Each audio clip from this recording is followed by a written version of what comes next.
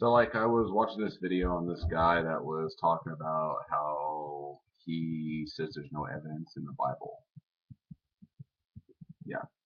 So anyways, says the Bible is completely in error. There's no proof of anything in the Bible. I was just watching this on YouTube and I was just laughing all the way through. I have a few questions for this gentleman. I can open my Bible to any book. It doesn't matter where.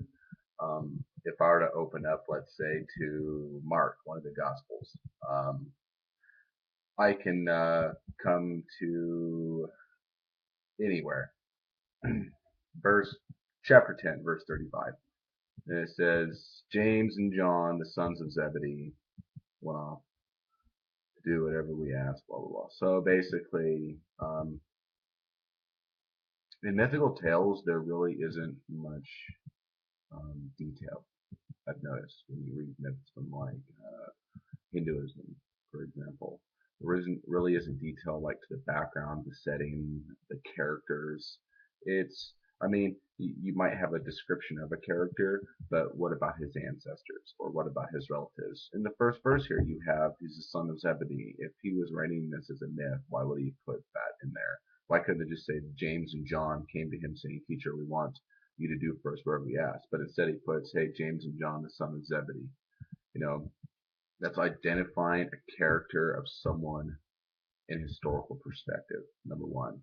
You can keep going just a few verses later. It says, Now when they came to Jericho, he and his disciples with him, there was a great multitude, blind Bartimaeus, the son of Timaeus, sat by the road begging. And he said, and he heard that it was Jesus of Nazareth. So right there you have many descriptions. You have Jesus being from Nazareth. He is a Nazarene. We have a place called Jericho, which is an historical descriptive place in the Bible that is still around today.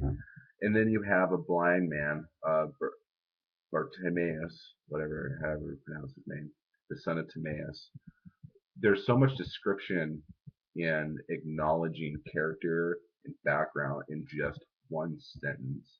It makes it very hard for one who criticizes the Bible to actually criticize it because I can sit and write a story, but if I'm going to write a story, a myth, I'm not going to put much description into detail about pointless, meaningless things to me. To them, obviously, it wasn't pointless.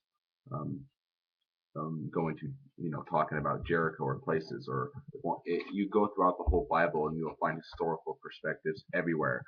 You'll see the word Samaria. You'll see the word Jerusalem. You'll see the word, characters like King Agrippa or Festus or Apollos or, Pontius Pilate, you know, um, Caesar Augustus. These are real people that historically lived back then. So when I'm reading the Bible and it talks about uh, tens and tens of thousands of times throughout the Bible, you have descriptions of people, places, kings, rulers, coinage, topography, fauna. You have it all, and it just makes me question people's beliefs against the Bible. What's their basis? On what basis can you criticize the Bible? On what basis um, do you have against the Bible? Because it doesn't agree with your ideology, doesn't agree with the way you see things or the way you feel it should be presented, your spirituality life, or your atheistic life, whatever it may be. Bottom line is, if you were to read the Bible objectively and just openly, you would find that the Bible is unique in its antiquity by far. It is so unique in how it presents itself. There's so much flavor to it. There is just an immense amount of description. Um, it completely stands on a whole new ground against anything else like the Book of Mormon or the Quran, anything like that, because in here in the Bible, the difference is it shows integrity. The Bible has a lot of integrity in what it says and what it means, um, and it's a great book. Um, if these people were trying to promote a religion, a cult, they didn't really do a good job because they surely do talk a lot about how they doubted Jesus and how persecution happened all the time and how refuted Jesus and argued with Jesus. All these people that were followers of Jesus. It's not a really good selling technique for me. What the selling technique is the description of the story that, you know, there is a unique being who we call God, who is supernatural from all eternity, who does not live in time, so he is timeless, and he is spaceless, so he's not subject to space or matter.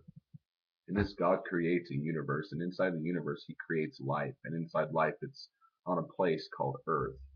And on this planet, he has children, and these children chose to rebel against him. And the description of the story shows how God is passionate and affectionate towards his children, and by what any means he will try to save his children, whether it is wiping out nations, protecting his children, whatever it takes. We see that in the Old Testament. And then finally, the blossoming effect happens. Jesus Christ himself comes, the Son of God, God in the flesh, and dies and makes atonement, taking on the full wrath, full punishment, everything that we deserve as rebels against our Creator, and says, I'm going to make your whole slate clean. I'm going to give you my righteousness as a free gift. So now we stand before God in complete holiness and perfectness. Now, if that isn't a story that doesn't grab people's attention, I don't know what is. Because Jesus in the story makes it so clear that he is the unique only way to the Father, John 14:6. He says that I am the way, the truth, and the life. No one comes to the Father but through me. In saying that statement, he was not making any sort of relevant um, assumption, saying, well, I'm one of the ways. He was saying subjectively, and he was saying absolute, that he was the only way. There is only one absolute way to the Father, and that would be through Christ. And I believe in that. I believe in that because of what's written about him. I believe in that because of what's said in here in this word that is so unique.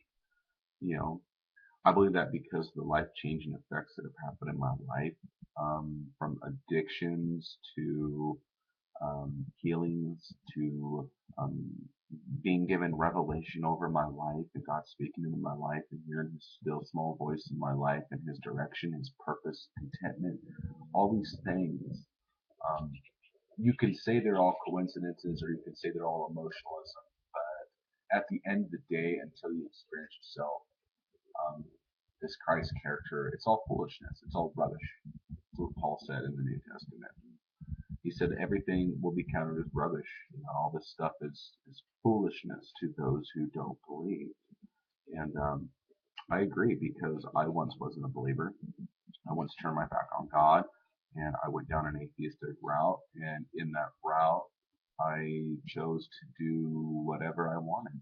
I lived in rebellion. I had there was no moral right or wrong. And that was one thing that came to my heart when I went to prison, um, and spent many years there was, um, if there is a moral wrong, there has to be a moral right. And what makes me think that? That was the question that led me all the way to Jesus Christ.